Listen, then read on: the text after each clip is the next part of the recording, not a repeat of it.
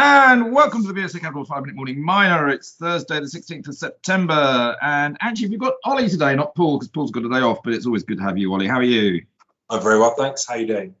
Yep, all pretty good. There's lots going on. We're definitely in September. The markets are revving up again, but they're a little bit tougher, I think, to get business done. Having said that, I think mining is a space where there is clearly a very strong underlying demand still for the underlying commodities, which is going to help keep the sector going, to be honest with you. But there you go. That's my quick little view.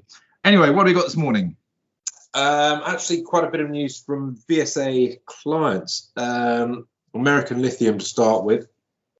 They have been doing a lot of test work recently, all going towards a PEA that's due out later this year or early next. And this is updated metallurgical test work from one of the three different process routes that they're looking at for their project in Nevada. So they're looking at three different options so they can identify the best route economically and environmentally.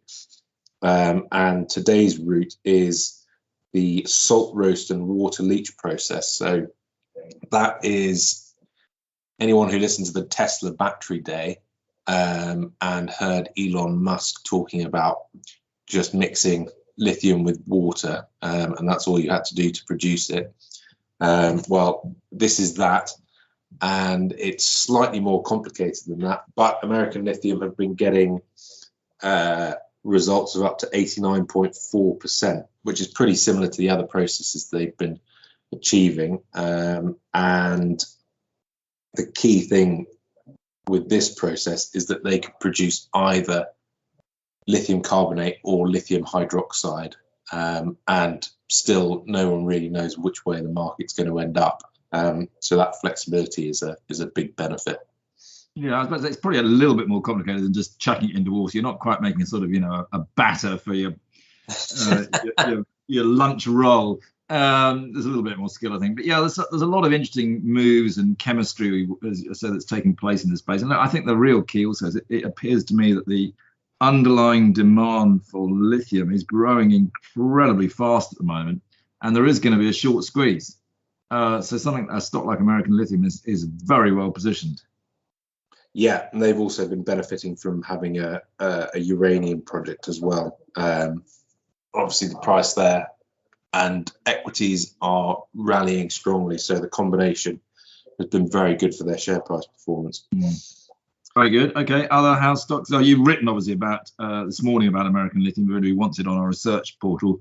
You've also written about PYX Resources this morning, haven't you? Yes, so they've announced a huge price increase today of $555 a ton, up to $2,305 a ton for their premium zircon product from Indonesia. This is the fourth time they've increased prices this year, but this outweighs the cumulative impact of all of those previous price increases. So through the year, they've increased prices by about $900.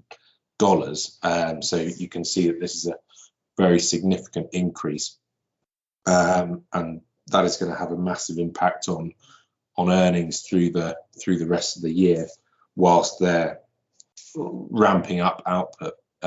So this is very, very strong indication of the earnings potential to come, and all back weighted into the second half of the year.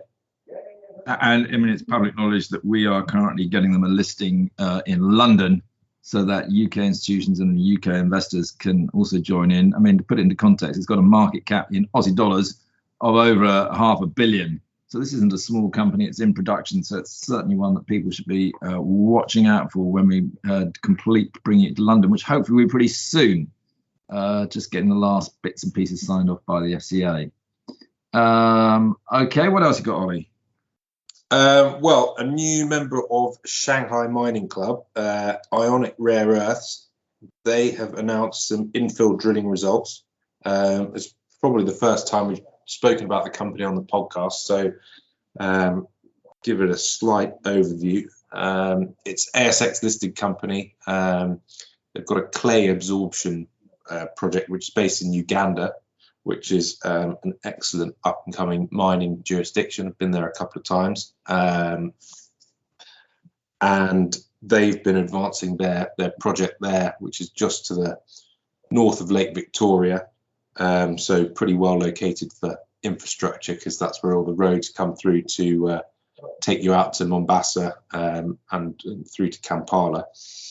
But this is a very shallow resource, and today's drilling results confirm that.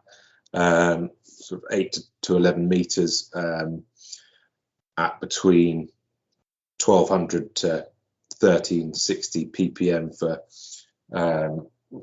rare earths, and that's all from sort of 2 meters depth.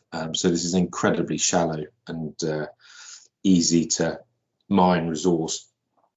And I know people don't tend to get that excited about infill drilling, but it is important for the feasibility study, because confirming that continuity is vital for your feasibility study economics, and obviously the economics when you start mining. And rare earths are hot at the moment, so a good rare earths project like that was clearly going to be in demand. Also gives me a little opportunity to obviously plug again. They're a member of the Shanghai Mining Club, which we do a big conference in Beijing on the 19th and 20th of October in conjunction with the Africa Mining Endeavour team. And it's looking pretty exciting. We've got about 20 companies lined up. International listeners can listen into that conference. Should be a good one. Right. Anything else, Ollie? Do you want to talk about Vulcan? They've done a huge capital raise, haven't they? Yeah. Very impressive. 200 million Aussie dollar raise at $13.50. So that's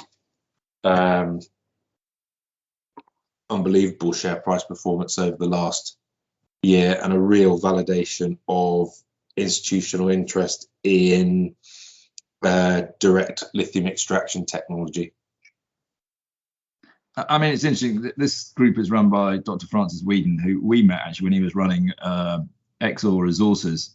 So we've met him quite a few times, even though he's Sydney based. Obviously, haven't met him recently because the lockdown and everything. But as you say, the share price has been quite unbelievable.